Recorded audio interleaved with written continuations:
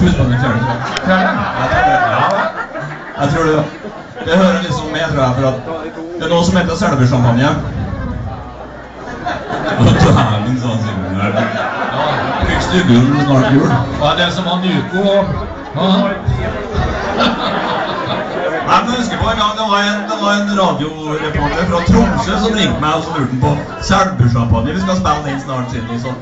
Hvem var det som laget navn på den? Hva er Selbu-champagne? For nå er det noe spesielt som har... Nå har dere noen sånn storproduksjon i Selbu her, sånn. Er det sånn spesielt god champagne? Da var Martin Onkel Erik svar skyldig. Men svarte noe sånn cirka sånn som at sånn champagne lager vi omtrent på hver en gal oppe i Selbu.